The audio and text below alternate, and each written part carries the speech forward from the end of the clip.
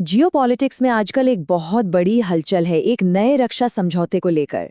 ये समझौता हुआ है पाकिस्तान और सऊदी अरब के बीच। तो चलिए समझते हैं कि इस नए गठबंधन के आखिर मायने क्या हैं। तो इस गठबंधन के दिल में क्या है? एक ऐसी लाइन जो सब कुछ बदल देती है।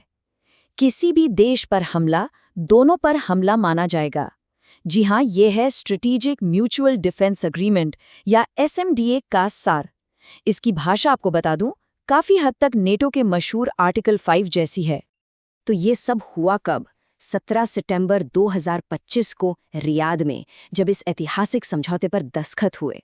वैसे तो ये दशकों पुरानी गहरी दोस्ती को बस एक फॉर्मल नाम देता है, लेकिन इसकी टाइमिंग और इसकी शर्तों ने पूरी दुनिया में कह सकते हैं एक खलबली मचा दी है।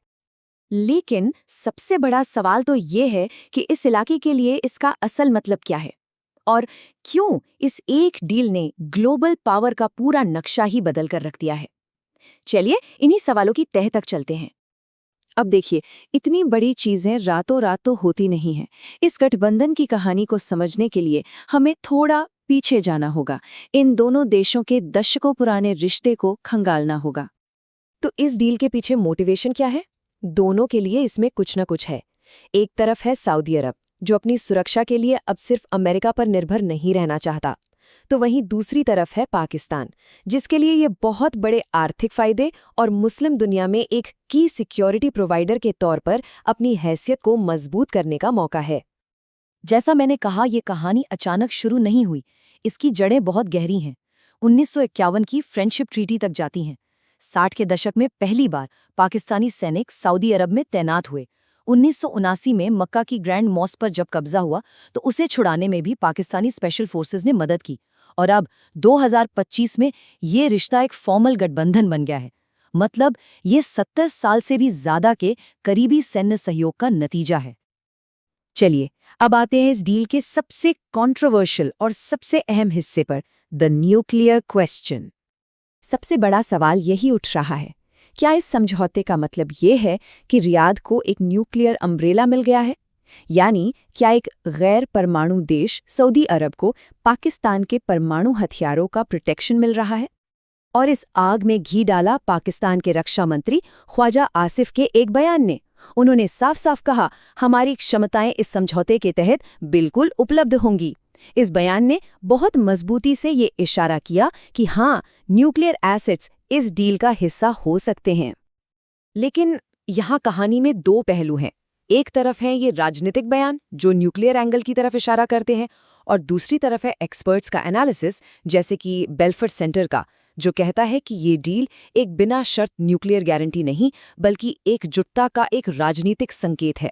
क्योंकि देखिए, परमाणु हथियारों का सीधा ट्रांसफर तो एनपीटी जैसी अंतर्राष्ट्रीय संधियों का उल्लंघन होगा। वैसे ये न्यूक्लियर एंगल पर जो बातें हो रही हैं, ये कोई नई नहीं है। जाने माने पत्रकार बॉब वुडवर्ड की किताब वॉर में सऊदी क्राउन प्रिंस मोहम्मद बिन सलमान का एक कथित बयान है जो चौंका देता है। उन्होंने कहा था, मुझे बम बनाने के लिए यूरेनियम नहीं चाहिए, मैं बस पाकिस्तान से एक खरीद लूंगा।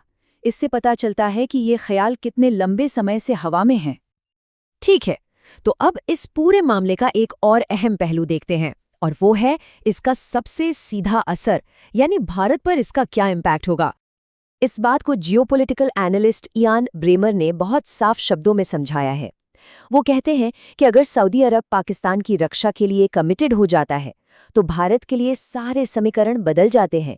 उसे अपनी सारी कैलकुलेशन में इस नए फैक्टर को जोड़ना ही होगा, इसमें कोई शक नहीं है। लेकिन इस कहानी में एक बहुत बड़ा ट्विस्ट है, और वो है पैसा। बहुत सारा पैसा। भारत और सऊदी अरब के बीच का ट्रेड जानते हैं कितना है? लगभग $43 बिलियन का। ये इतना बड़ा आर्थिक रिश्ता है जो इस स्ट्रेटेजिक पहेली को और भी ज्यादा कॉम्प्लेक्स बना देता है। तो आप देख सकते हैं, सऊदी अरब यहाँ एक तरह से रस्सी पर चल रहा है, एक बहुत ही नाजुक बैलेंसिंग एक्ट। एक तरफ पाकिस्तान के साथ दशकों पुराने सुरक्षा संबंध है, तो दूसरी तरफ भारत के साथ एक बहुत बड़ी आर्थिक साझेदारी। जरा आंकड़ों पर नजर डालिए।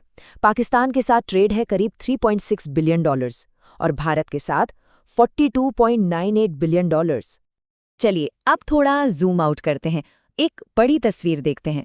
ये समझौता सिर्फ इन दो देशों के बारे में नहीं है, ये असल में ग्लोबल स्टेज पर हो रहे बड़े बदलावों का एक इशारा है। ये सब एक कॉन्सेप्ट से जुड़ा है जिसे कहते हैं स्ट्रेटेजिक ऑटोनॉमी। आसान भाषा में इसका मतलब है अपने फैसले खुद लेना, बिना किसी दूसरे देश के दबाव के। सऊदी अरब जैसे देश अब अपनी सुरक्षा के लिए किसी एक सुपर पावर पर डिपेंड नहीं रहना चाहते, बल्कि वो अपने खुद के गठबंधनों का एक नेटवर्क बना रहे हैं। तो जियोपॉलिटिक्स की इस नई शतरंज की बिसात पर हो क्या रहा है? देखिए, अमेरिका का असर कम हो रहा है और रीजनल पावर्स को उसकी गारंटी पर शक है। सऊदी अरब जैसी मिडिल पावर्स अपनी सुरक्षा के लिए खुद आगे आ रही हैं और इस सब के बीच एक शांत विजेता भी है, चीन, जो पाकिस्तान का ऑल वेदर दोस्त है। ये सब मिलकर क्या बना रहा है? एक मल्टीपोलर वर्ल्ड जहां पावर किसी एक के हाथ में नहीं है। तो आखिर में हम एक बहुत बड़े सवाल पर आकर रुक जाते हैं। क्या ये नया गठबंधन इस क्षेत्र में स्थिरता का एक नया स्तंभ बनेगा, या फिर ये पहले से ही एक नाजुक समीकरण में एक नया खतरनाक वेरिएबल जोड़ देगा? इस सवाल का जवाब ही आने वाले सालों में दुनिया की फॉरेन पॉलिसी की दिशा तय करेगा।